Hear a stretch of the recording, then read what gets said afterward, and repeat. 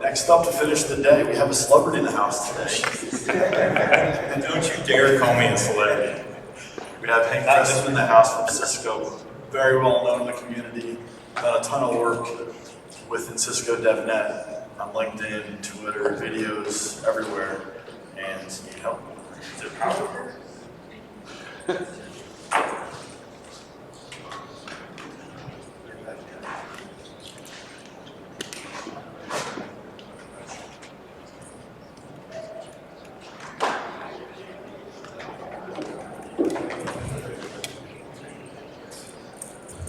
As I was saying, we do have Hank, our local celebrity here. He's been at Cisco Live, he's been online. I'm sure you've seen some of his videos. And it's an honor and privilege today to have Hank in the room, and hopefully we'll all get a good look into what Hank's working on these days. All right, thank you so much. I'm just getting the laptop set up here. I actually think my battery would probably last, but there's one thing I've learned is don't assume that going into a presentation.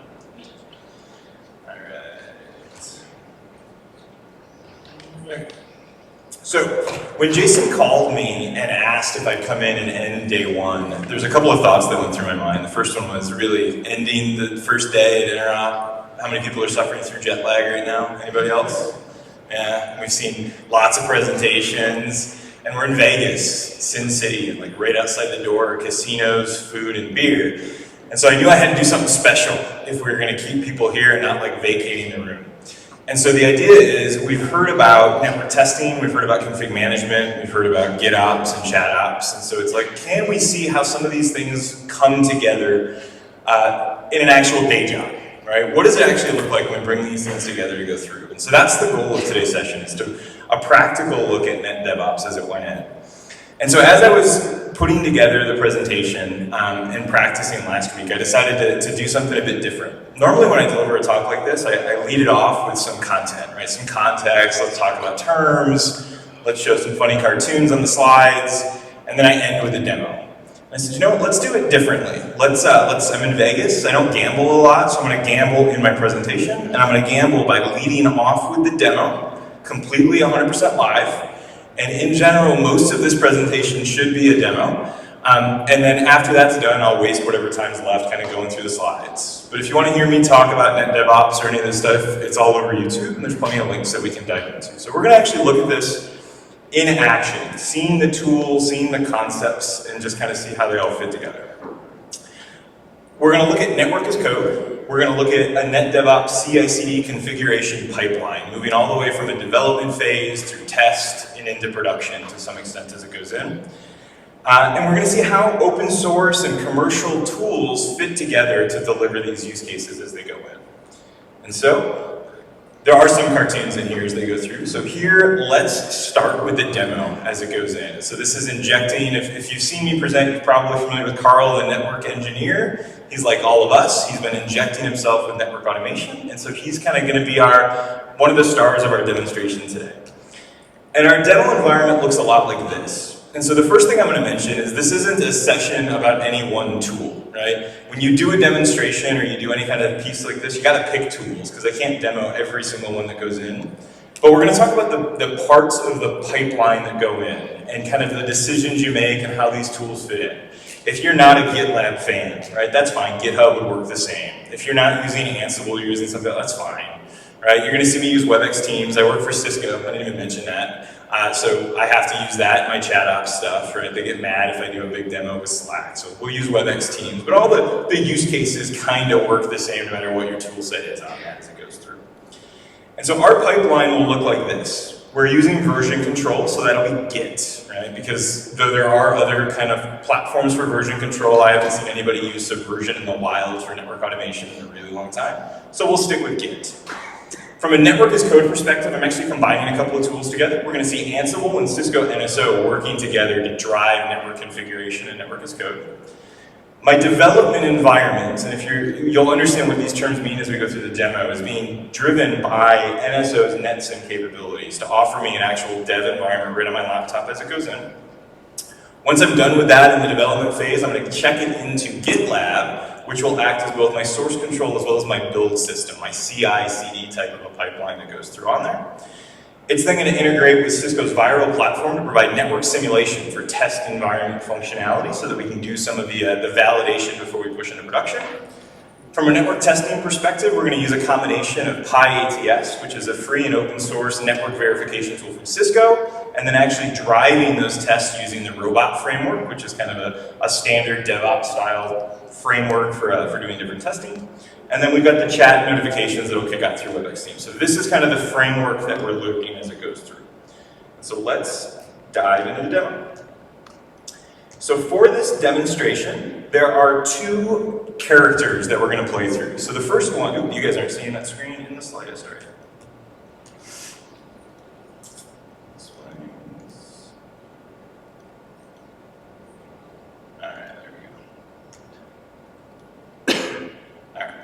So there are two characters in this demonstration. The first one is Carl. Carl is our senior network engineer. He's kind of the team lead on the NetDevOps team at this organization. And so we can see I'm currently logged in as Carl. Now Carl starts his day job and he goes through and he takes a look at the issues log, the issues board, all the things that have to happen in the network. And he has a team of engineers that he can work with. And so here in GitLab, he's just perusing the set of open issues that have been opened in the system. Right, so GitLab gives me the ability to open issues, track them in a project, and I go down here and I scroll through some of the bits that are there, and I say, okay, I got an urgent need for app 3. I don't know what the developers are doing, they just keep numerically increasing their app numbers, but apparently it's urgent, and so this is going to go through. So we're going to go ahead and grab this and say, okay, let's kick this over here into the doing column, and I'll open the issue up and say, okay, well, which of my network engineers can actually work on this one? And so we just recently hired a new junior engineer at this organization, and that junior engineer's name is Hank Preston over here. And so I'm going to go ahead and assign this to Hank to go through on it. And so inside of the issues log, I'm going to say, okay, at Presto, Hank, could you take a look at this? It seems right up your alley.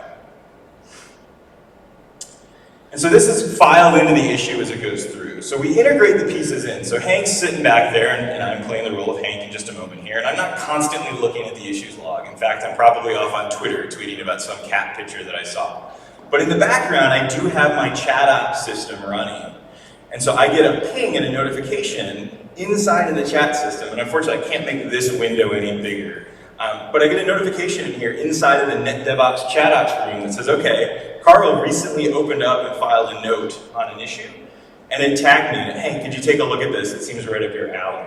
And so now inside of my workflow, I've been notified that I've been assigned some new task. And it's really important to me as a new junior engineer on the team that I impress Carl. Because if I can impress him, right, that speaks a lot for how well my success at this organization is going to go. So I jump over, and now I'm going to just switch to a different Chrome window where I am logged into GitLab as Presto, as me. And so GitLab gives me issues and notifications and things that go through, but I can jump into that issues log, issues, and list, and find that 3.1. That didn't work out so well. There it is. So down here, and normally you can click the link, but I got browser issues inside the chat app, so it would take me to the wrong window. So I went and found it in here and said, okay, all right, so I'm going to go ahead and file back, let Carl know that I'm actually after this. So this is the workflow as it goes in. So at Carl, yep, boss, I'm on it. So as Carl's watching his chat apps, he'll get that notification back. He knows that Hank's on it. He'll keep an eye on it as it goes through. So the first step, as Hank working on this piece, is I need to kind of open up a branch and a merge request for this potential network change that will go through. And so inside of GitLab, it gives me this nice button that says create merge request. For more GitHub guy, you've probably heard of pull requests. Same thing, just called merge request in GitLab. And so I'm going to create the merge request based on this open issue that's there. So it creates these linkages between all the pieces that are in the background. And so I've got a new work in progress merge request that's open. And some of the things that GitLab does for me on this is it actually stages some of these pieces for me. And so the first thing I need to do is get this code, get this branch down to my development workstation, which is the Mac that I'm standing in front of now. And so I've got this nice button inside of GitLab that gives me the Git statements, right? We all know Git add, Git commit, Git push. That's probably about as far as most of us know off the top of our head. Things like Git fetch origin and checkout and all of these can get complicated. So I'll use the cheat sheet and we'll copy these down. So I switch over to my, my terminal here. And so I've got two sides to this. The black one does Hank's workstation. We'll visit Carl's workstation in a little bit, but I'll shove this over to the side and make it bigger. Is that big enough in the back? Yeah, awesome. All right, so I've already cloned down the base repo that's there. And so you can see this output here says I'm in the test branch, but I'm gonna go ahead and run. I'm gonna copy that. Copy those. I'm gonna run those commands that I copied down. And so git fetch origin just kind of gets us synced back up, make sure my Git client on my laptop knows about this new branch that was created as part of that create merge request piece. And then the git checkout statement actually checks that new branch out and puts me into it in a working state that's here. So I'm now set up with this new branch. Nothing's changed yet, but I gotta get started on this work that goes through. And so as I start out, I don't want to commit anything in for Carl to take a look at that I'm not confident with, that I don't think is going to function. So I need to have a development environment on which I can test things, get my confidence up with what's there. And so as part of the workflows inside of our organization, is we leverage a development environment that every network engineer can start up to simulate elements of the network that's there. And so we're using make files here for shortcuts, so I can just type make dev. And this is going to spin up a local instance of my entire network right on my laptop using under the hood the NetSim capability that comes with NSO. And so what NetSim does is it takes and builds an actual modeled management plane for the devices that are in my network right on my laptop, just a management plane, so I can send API calls, I can push config, I can see the config. There's no controller data plane. So it's limited types of testing, but it does give me a place where I can test to make sure any config changes I want to make will function successfully before I ever push them back in for later testing as they go through. Now the make command that I ran is a shortcut so that I don't have to remember all of the commands necessary to set up the full dev environment. And what's going on is there's a series of these NetSim commands to create elements of my network. It then goes ahead and starts the simulated network. It then sets up an instance, a development instance of NSO, Cisco's Network Service Orchestrator, again, right on my laptop that will interface with this development network that I've started. I want everything self-contained right on my laptop so that if I mess something up, it's only messing me up. It doesn't mess up the rest of the team at this development phase of the pipeline. And we'll see kind of how that changes as we go up. After NSO has been set up, it actually does the initial syncs off to the NetSim to get the NSO on my laptop synced up with the NetSim devices on my laptop. And then because I have a starting configuration already, I have a network in production, I actually take that network as code configuration from Ansible, send it into the development instance of NSO using Ansible, and then push it out. And so this playbook that ran, you can see it does the initial sync between NSO and the devices, and then takes what started out as just empty devices, no config at all, pushes the starting, kind of the basic configuration for the network, the starting point, out to my development environment, and then just make sure everything's in sync. I timed it before, it takes about a minute and a half for that full process to run, but on my laptop, I now have NetSim list. I have a simulated version of our production network running. So we can see that I've got core 1, core 2, disk 1, disk 2, and an access switch. Get management plane access on my laptop. But as a new engineer, I can connect and kind of take a look at what the network currently is configured at, because Carl doesn't actually give me access to the real network. Right? I can do this, but I can't get into the real network. But with these tools, I can go ahead and say NCS NetSim, and then we'll say, give me a CLI into a device, and we'll just pick on disk 1. So my prompt has changed. I'm on disk 1. Disk 1's a Nexus device, so I can do show running config VLAN, and I can see the VLANs that are currently configured in the environment. I can do the interfaces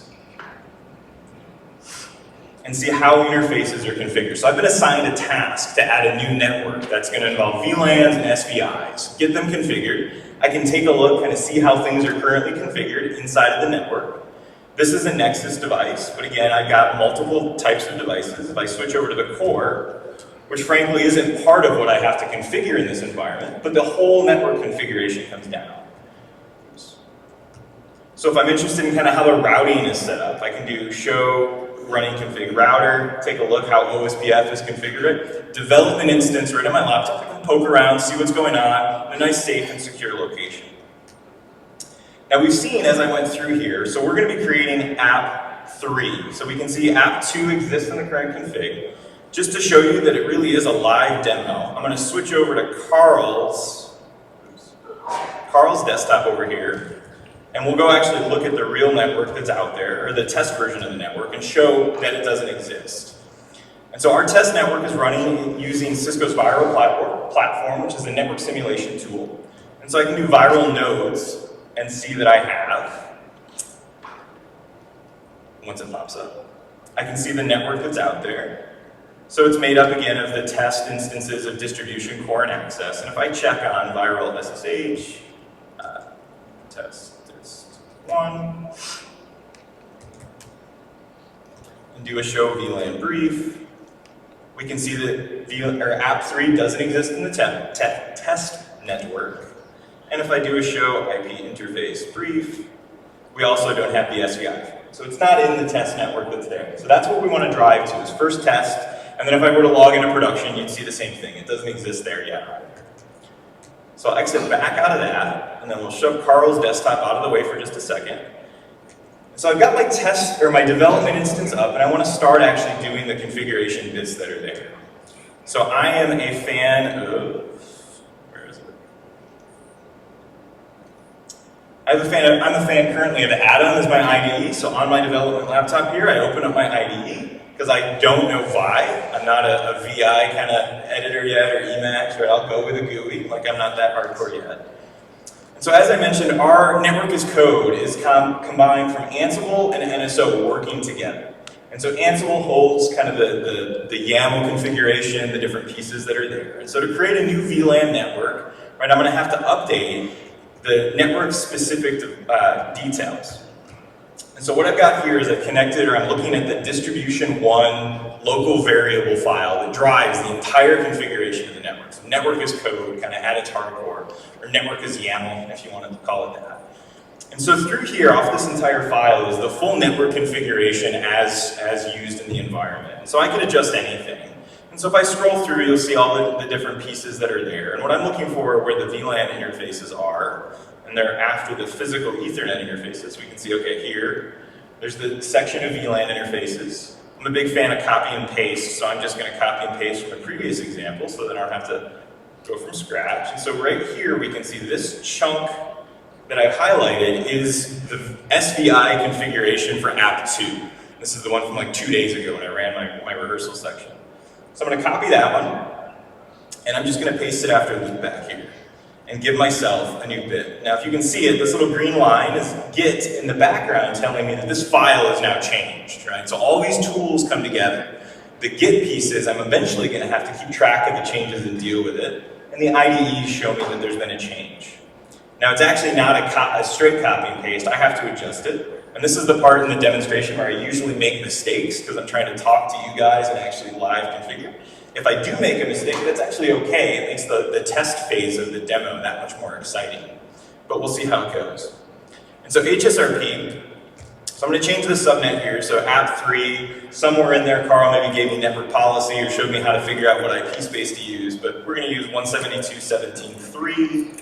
The IP address for this device, so that's the HSRP address. This is the one for the actual SVI. And then down here, I have to change it from VLAN 302 to 303. So not a lot of changes to go in.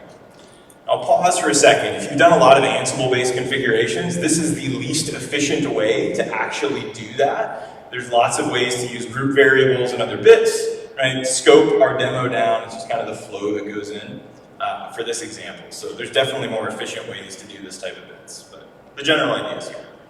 All right, so I'm going to copy the configuration from disk 1 for this SVI, and then I need to make the same change over on disk 2 for that one. So I'll scroll back down inside of the configuration here and find where it is. It's right about there. All right, so I put this one in here. So it's app 3, it's 303. Now I do have to remember to change the IP address, right? So this is distributions SVI, so I need to have a different actual IP address on the network. I'll be honest, this is the part that I've messed up every time I've done this demo so far in practice. I think I got it right this time, we'll find out. So now I've added the layer 3 part of this new network, but we also need the layer 2 bit, right? The actual VLAN configuration. I went and hit a character on my keyboard. So I'll switch back to disk 1. Now if I scroll down through this, we'll eventually get to it, but I happen to know in the YAML file the VLANs are like right at the tail end.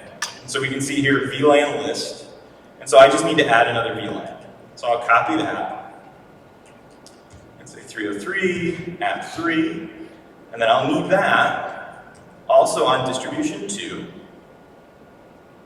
Everybody likes to see YAML editing, so hopefully you guys will bear with me as I bounce around through the file. Ooh, I actually noticed this one. I had a tab issue on that one. All right. So I've added the SVI, I've added the VLAN to both distribution 1 and distribution 2. Now the layer 2 element of this will have to exist on the access switch as well. So I'll go to the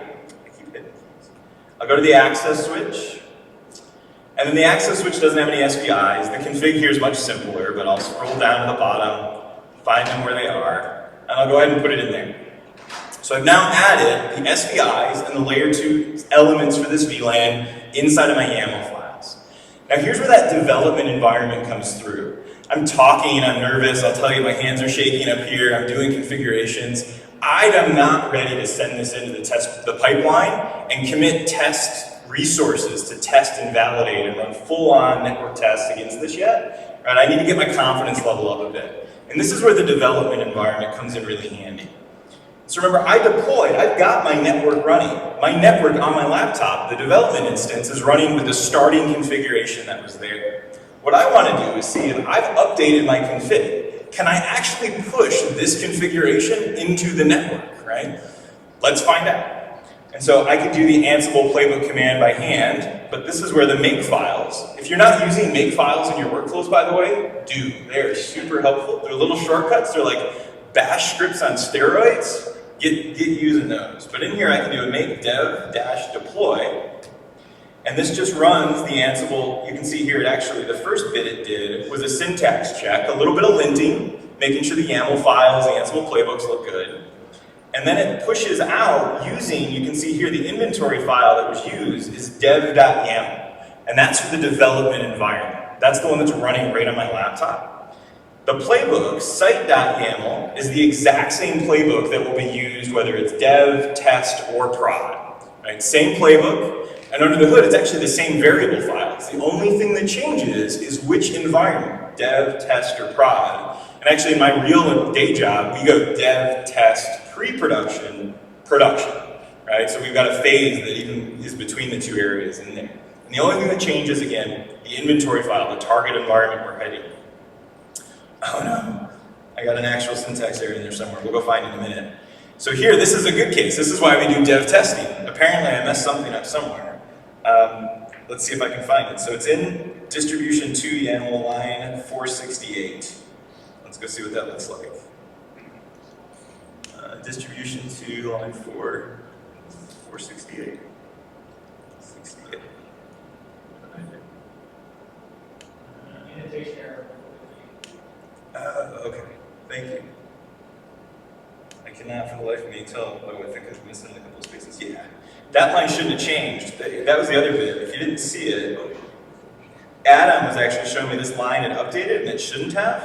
As soon as I move back over where it belongs, it goes back and now it's gone to show me where the mistake was. All right, so I've updated that piece. I'll rerun dev deploy.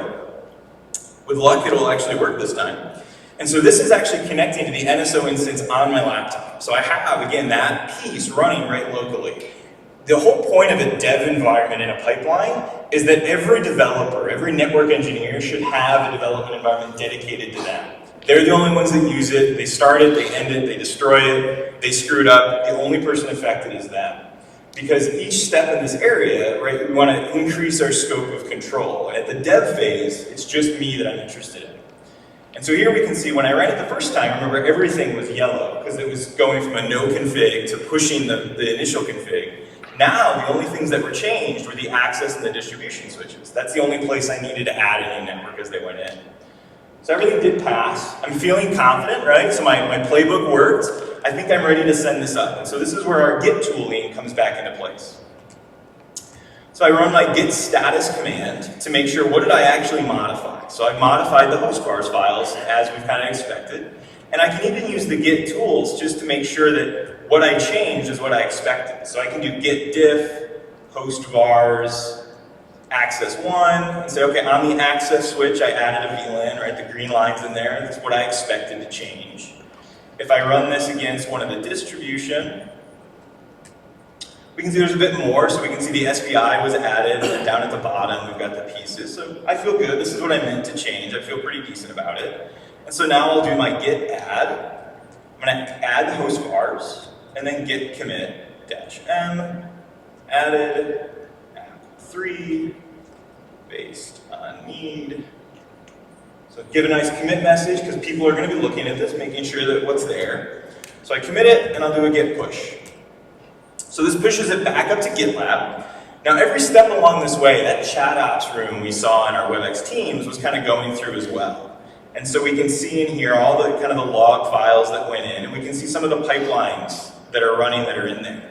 And so if I go and I take a look at what's going on, we can see inside of my merge requests, we've now got a pipeline that's running on this. So every time we send something into GitLab, pieces are going to go, and so I can check on the pipeline. And so when we're working inside of a branch like this, right, it's a lightweight type of a test. The only thing we're going to check out every time something's committed to a branch is that the linting passes. We talked about linting earlier today. Syntax, style, make sure things are looking okay. And so I can click on the lint phase, and I can take a look, and we can see it succeeded in here. And it's just, again, running, in this case, a light linter. It's just the Ansible syntax check. I go back into my merge request that's here, and I can say, okay, I'm ready for Carl to take a look at this, right? I don't have merge privileges. I'm just a junior engineer. I can't send this into test. I need one of our leads to do that. And so down here, I can say, @Carl, I'm all done. Can you merge into test for full verification?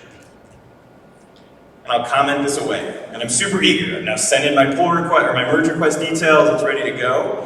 And so Carl would have gotten this notification in the window inside of chat ops and say, okay, well, let's go see how Hank did. I'm back in here. So inside of the merge request, I can actually go and take a look at all of the changes that have kind of gone through as it goes in. I got to go to the merge request.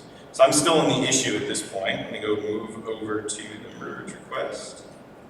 I'm going to go merge request. Here. There we go. So now in here, I can take a look at this at the changes. So this will hone in on all the differences, everything that Hank changed. So I can take a look and spot check it. So okay, so the host vars file, access one, okay, I expect it, right? We need a new VLAN. We check out the distribution switches. I could spot check this. If it was a real network, I'd probably spend more time making sure that it was actually accurate, but we changed what was there. Things are looking good. But as the senior engineer on the team, I noticed that Hank missed something, right? He made configuration changes, but we like verification and testing. Hank didn't do anything for testing. And so I'm going to come back over here, go into the discussion on the merge request, and say, @Hank, config changes look good, but you need to update the tests for the new interface. So I send that away, and then off in my chat ops, I was eagerly waiting for Carl's response. I get the piece back, and I missed something. I'm super embarrassed, right? I should have known that. It was all part of the training and the onboarding before I was given my credentials, right? We test everything. So I frantically jump back in and say, okay, I gotta update the tests. So I'm back here in my atom. I still have the code that's down, and I go into the test directory. And our organization is using robot framework as the basis of how we write our tests. And so we just saw the presentation on Backfish. There's different ways to go through. And so what we're doing in this case for testing is saying, okay, we've got, robot gives me this nice way with verbs and actions and counts to say, what am I expecting? And so when I add a new interface, right, that's going to increase the interface count that's out there. And so here I can say, okay, verify count of interfaces on distribution 1. There was 17 before, tests for passing. I've added a new one. And so now I'm going to expect 18 interfaces on both distribution 1 and distribution 2.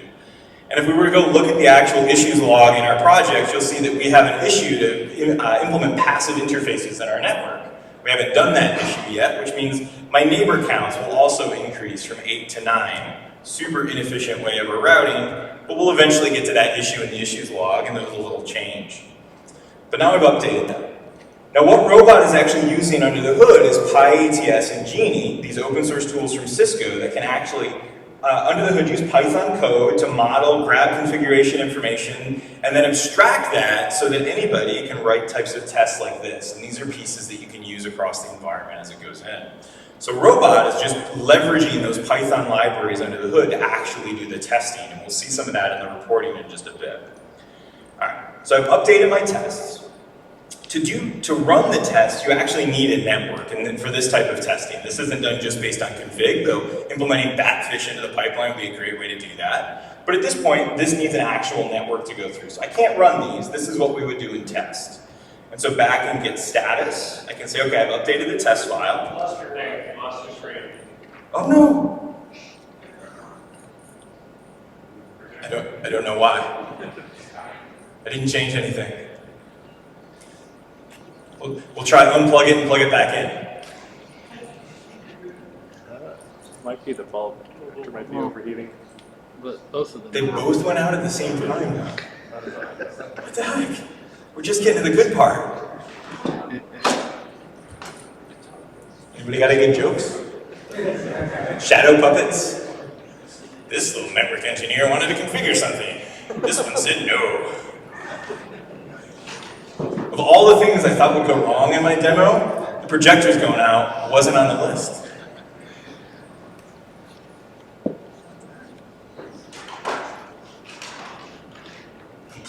Here comes the cavalry. It's usually us that has to rush in when something goes wrong. It's nice to see other people rushing in to help out. Please.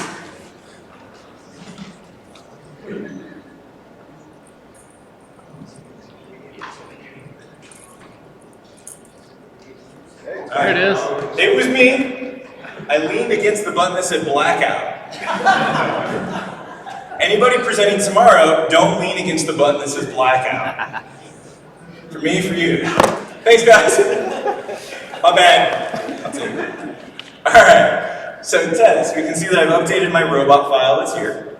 So git add test, git commit -m, updating tests for new network, and push these in. So I push these up. And so what we're working on inside of our Git workflows, right? I'm working inside of a branch. This branch is here, 14 add network for app 3. This branch is tied to that merge request that I created at the start. So everything that I change, until that branch is kind of sent to someplace else, will all be part of this merge request. And so when I go back over here, that's Carl's window. There we go. So when I go back over here, you can see that the commit that I just pushed up gets added to the same merge request. So I didn't have to open up a new one. It's all kind of like piled together until these things are addressed. So I've sent them in, and I can shamefully, like full blushed face, which is probably true now after my blackout problem. I can do @Carl, okay, tests updated. I think it's ready now, maybe, but probably not. Because after my first time thinking I was good, now I'm all self-conscious, right? Because I sent something in and probably made a mistake. And so Carl will get his notification, he'll go back in and say, all right, Hank thinks he's got it now. Let's go take a look at it.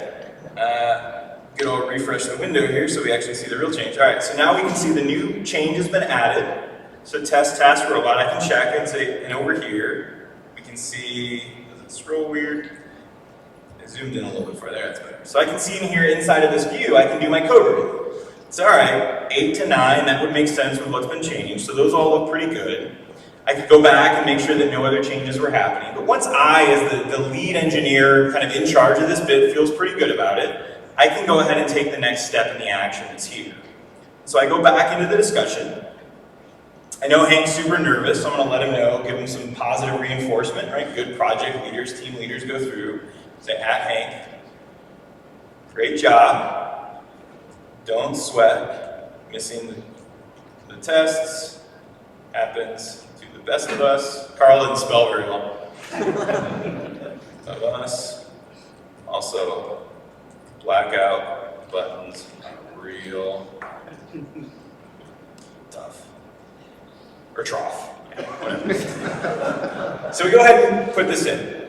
And now I can go through and log this for anybody else that's going to come through and say, merging into test for full verification. So I'm going to go ahead and hit that comment in there so we log that appropriately. And so now up here inside of the piece, now we kick into the next bit of the workflow. And so this is currently labeled as work in progress, WIP. So you can see I can't click the merge button. Now, role-based access control and all those pieces, right? We don't let anybody just merge stuff in or resolve it, but as a team lead here, I can go ahead and click the button that says resolve work in progress, saying we're feeling pretty good, and I can click the button to merge. Along the way, I can also say, delete the source branch. Once we've merged it into test, it's going to be irrelevant anyway, so we'll merge that in. So this takes us from the land of the dev environment up in our pipeline to the test environment. Now the test environment is a shared resource across our organization that has actual stuff behind it. It's an actual test network. There could be hardware, software, mixture of simulations, virtual machines, whatever it takes to simulate as close as possible to your production, that's what needs to be your test environment. Not every developer gets a test environment. It's too expensive. And so that's why gating through a dev phase is so important, so that you only send things to test when you pick up on those early errors, like syntax errors and indent problems. And so once I go through, we can see here it's actually kicked off this new pipeline run, and I can go take a look at what happens when we actually run a pipeline against the test environment. It still does the linting, same thing we did before, just make sure that the actual configuration bits that were in there are, wow, is it really already 4:45? All right, I'm going to speed up my talk a little bit. All right, so here we can see the actual production deployment is going, deployment's going out to test. So in this case, we can see that it's running those same Ansible playbooks. The playbook is, again, site.yaml, but now the inventory file is inventory.test.yaml as it goes through. And in a second, we should see this start to make the actual changes into the test environment as it goes.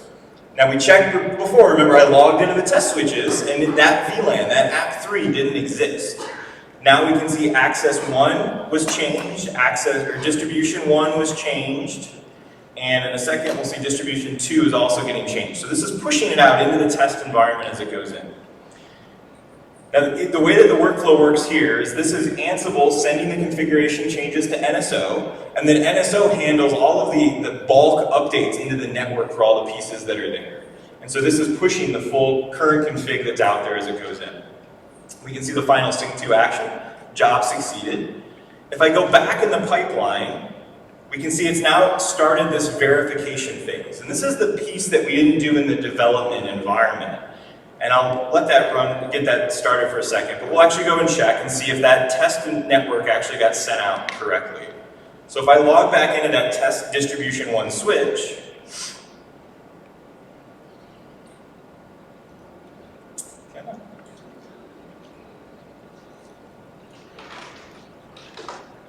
come on, any minute now.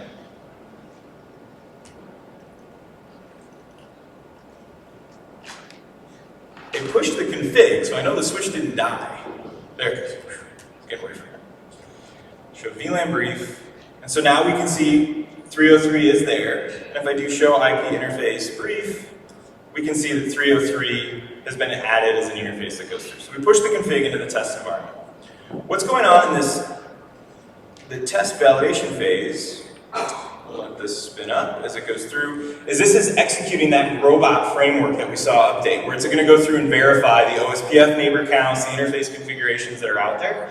Now this is a fairly lightweight configuration, but with the robot and these pieces, I could test like the actual interfaces that were there, the VLAN counts, all sorts of details can be done as they go through. In this case, we just picked a couple of pieces that we're going to hone in on it. These errors are actually expected just based on the way our tests are running. I'm not doing triggers or verification steps, and so those aren't getting passed in. So these errors are actually A-OK. So under the hood, remember what's going on is Robot is just calling these PyATS libraries. The PyATS libraries connect out into the devices and then run whatever show commands necessary to execute the validations that the Robot keywords are asking for. So for the OSPF bits, it's going to go ahead and run probably every show OSPF command you could ever think of, plus a whole bunch that you wouldn't have thought of. And then it automatically parses all that information into structured data that can then be kind of processed through things like counts. Does the same thing for the interfaces, runs a whole bunch of show interface, status commands, all of those, creates structured data, and then you can use that for your tests. We're only counting, but you can do a lot more than just count at what's there. All right, so now we're starting to see the pieces that come through. We can see the verify OSPF neighbors on disk 1, it passed. Disk 2 passed, the interfaces all passed, which means whatever I did in the configuration was actually valid, because it's supposed to pass as it goes through. And so this actually will eventually terminate and finish. We'll go take a look at one where I did have a failure so you can see some of the differences.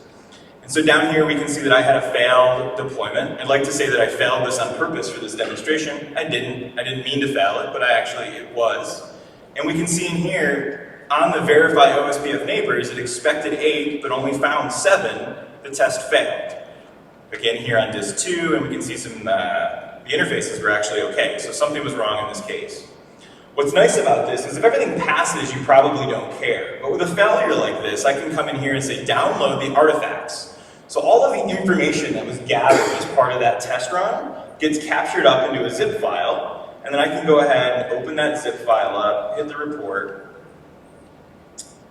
and then here, the fact that the background is red is because there was a failed test. If all the tests had passed, the background would be green, but I can come in here and I can take a look at the tests.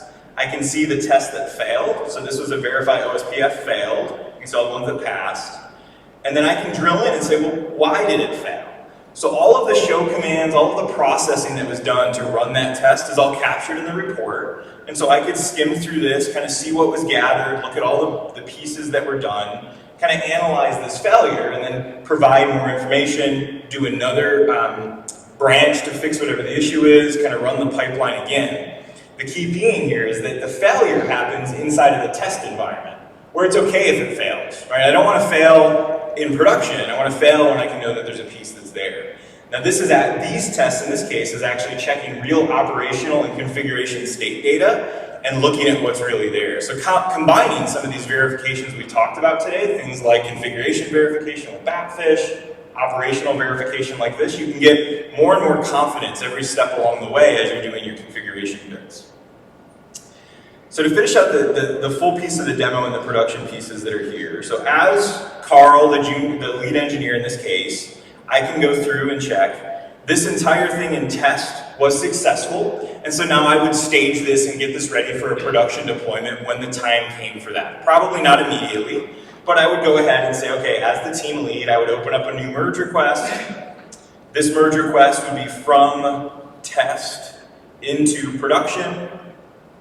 We compare the branches and continue as they go through, right? And so I get the ability to kind of see all the changes that were done, submit the merge request, and then this would be ready to be merged at the next appropriate window to make a production change as it goes through. All that can be done as part of your process as it goes down.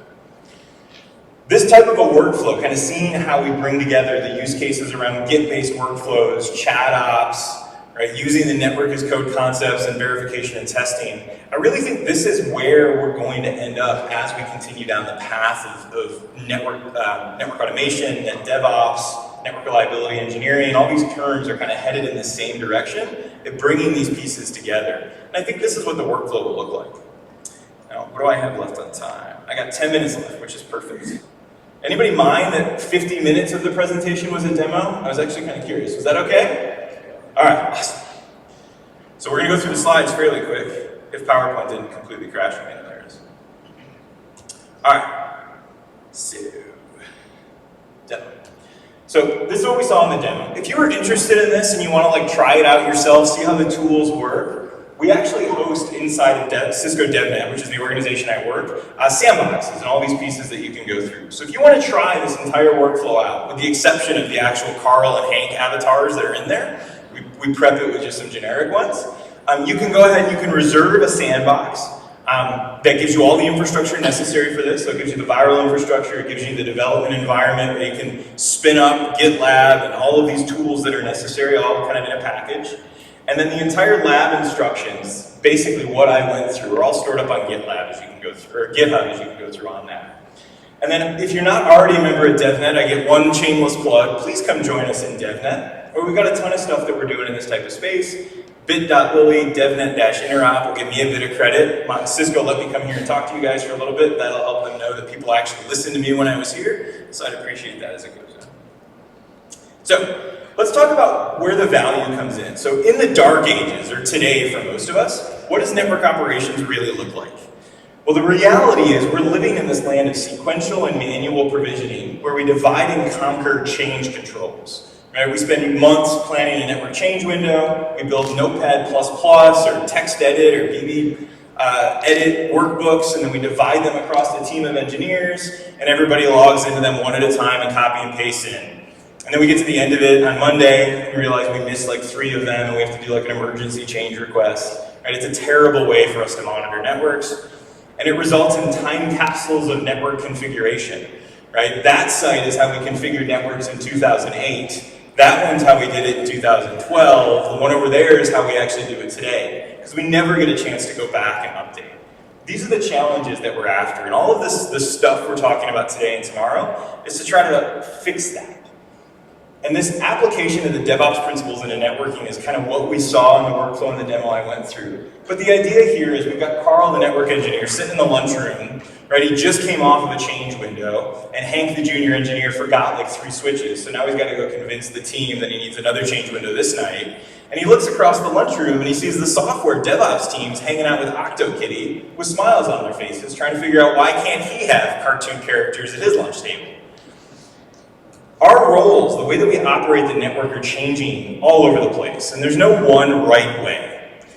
One of the good and bad things about networking today is that it is the early days of this evolution. We haven't even settled on terms yet, right? Whether it's NetOps or NetDevOps or DevNetOps or NRE or whatever it is, right? It's so early that there's no right way. And so questions like, how should I do this? Or what's the right tool? Or what's the right framework? There's no answer. We're figuring it out. I personally like that. I'd rather try to help figure something out than just be spoon-fed. But that means that there's operational models like true GitOps or Git network style with network as code, or maybe IT as a service models, or maybe you're just driving everything through controllers. And frankly, every organization out there is doing a bit of all of these, but generally one of them is kind of the one that's kind of at the top, and it's how we think about how we're doing our network. But all of these are absolutely appropriate ways, and you're going to see network automation elements in all of these as you go in. A little bit on network as code. I've been talking about this topic for a while, and a lot of people see something like this and they say, good, I got network as code, right? Terraform configuring networking in AWS. Well, that's awesome, but that doesn't count as network as code. What about the rest of the network? The network that builds the cloud or the data center. The network that is your campus or your WAN or all these other pieces. Like, we got to think about all of that as well. Doing infrastructure as code in a cloud, super easy. That's why we did it first. But there's more to the network than what lives inside of a cloud. When we think about principles of network as code, this is where source control and sources of truth and config management all start to come together. And these are areas, again, that have not fully been figured out. But the goal is that we can get into workflows like I demonstrated that was in here. That we've got the ability to do development environments, that we can send things in for CI/CD pipelines and legitimate network testing. When I started talking about this a couple of years ago, I would get to the network test phase and I'd be like, well, we can ping, right? That's what we got. Today, it is so much better. Whether it's Batfish or the PyATS like I demoed or the Veriflow guide, there's so many options to really try to figure out, is your network operationally healthy? That just giving in and saying, well, I can ping from one end to the other and think that's enough, right? We have to start moving in that direction. Now, the fact of the matter is the tooling is changing for network automation and NetDevOps engineers. So many tools. We've seen, I don't know, probably 36 tools today alone. And so with the tool overload, I came up with this mental model I call the NetDevOps Tool Chest. because I needed to organize all of this stuff that was out there, not just for myself, but as I talked with other people. And so this mental model came to me as I was doing some work in my garage, and I had the screwdriver drawer and the wrench drawer and all the other ones, and said, okay, what do I need as a NetDevOps engineer? Well, I need source control. I need continuous integration. I need artifact repositories. I need interfaces and maybe some controllers and test systems. And each one of these drawers has lots of potential tools you can use. Because I didn't want to say that Git was the only possibility, I did put the Subversion logo up there. Is anybody using Subversion? No, I still haven't found anybody. We're all basically using Git. But maybe you're using GitHub or Bitbucket or GitLab. Now these slides are available up on Interop, you can grab them. Everybody always says, usually it's actually when I get to the verification drawer and the Batfish logo pops up and they're like, I have no idea what that is. So if you download the slides, every one of these logos is actually a link that'll take you to that tool so that you can figure that out and help out.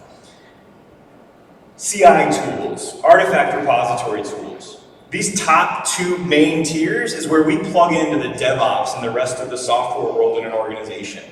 And then we get down into these lower drawers, things like config management, where Ansible, Puppet, Chef, Salt, NSO, Napalm, straight up Python pieces start to fit in.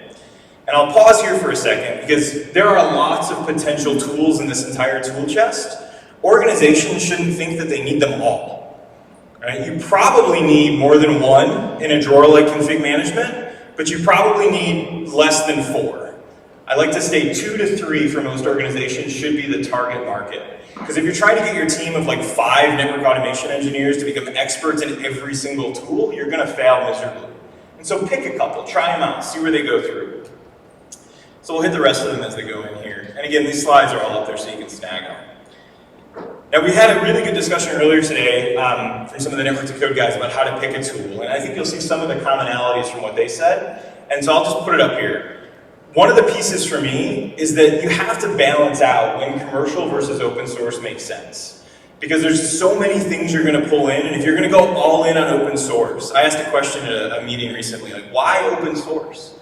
And the answers range from, well, it's free and it's easy and it goes through. Like, that's awesome, but usually in those same discussions, it's like, well, but I got this bug in the Ansible playbooks, not to pick on Ansible as it goes through. My Ansible's not working, how do I get it fixed? And I was like, well, open a GitHub issue, right? Code it yourself, right? You have to be ready for those types of pieces. And I think open source belongs in every one of our toolkits, but maybe not every drawer. Sometimes it's nice to have some support or have somebody you can go to. So make the proper choices. Right? Figure out what tools make the most sense for you. Because when we do this correctly, NetDevOps will give us a consistent version-controlled infrastructure deployed with parallel and automated provisioning. And that's our goal. No more snowflakes, no more copy and paste wars at 3 a.m. We'll still be up at 3 a.m. for change windows. I just came off of a change window this past weekend. Right? But we're not going to be copying and pasting at 3 a.m. I'm going to be watching a log to make sure things worked as expected and matched up. Like, this is where we're headed. It will take a while. You won't go from like old school to new school overnight. You've got to learn bits along the way. Earn your right to configure your entire network in this model with easy things. My go-to is if you're trying to figure out how to pull all these tools together from Git and source control and CI and verification, pick a feature in your network that nobody will care about if it doesn't work anymore other than you. My go-to, SNMP, right? In general, if you screw up SNMP, the only people that will notice is your network management team and you, right? Your app team probably won't notice. Figure out how these tools work on something like that. Don't start with policy-based routing or ACLs, right? Get your way there. Start with something simple. SNMP is an easy one, unless you happen to work at a company where SNMP actually is super important to network traffic. I don't see it too often. All right, as I come to the end of the session, we went through a bunch, right? The whole point of today's session was not necessarily to dive deep into any one part of the tool pipeline, but just to kind of see how they fit together, what it looks like to live and breathe in this type of a world. And my agenda here, you can actually see I actually did change the order last minute because this one still has the normal order with the demo at the end. As a reminder, if you do want to try that demo out, and I encourage everybody to give it a go, pull it up. It takes about 15 minutes to reserve a sandbox and install the entire test network and pipeline that's there, and then you can play with it all day long, figure out how the pieces work, and experiment. If anybody's interested in staying in contact with me, the easiest way is actually up on Twitter. I'm HF Preston. The only thing I talk about on Twitter is network automation style topics. I don't do Game of Thrones, even though it's over. I don't do any of those other pieces. It's the only thing I talk about there. And I love the community that's grown between the stuff that the Network to Code guys have done, all of the great work that's everywhere. That's what I do on Twitter. Find me there if you're up on the Twitters. If you're not, you can find me on email if it's like 1980 or something like that, hapresto@cisco.com. And you can track me on GitHub with a bunch of different demos at hpreston. In retrospect, I should have made the usernames all the same, but I really didn't think that far ahead when I was setting up all my accounts. With that, thanks so much. I'll be around tomorrow as well, and I'd love to talk with everybody if you've got good use cases or questions, or if you're looking for some stickers, I do have a few, because they don't let me out of Cisco without stickers to give away. With that, I'll hand it back to Jason to close us off. Thanks.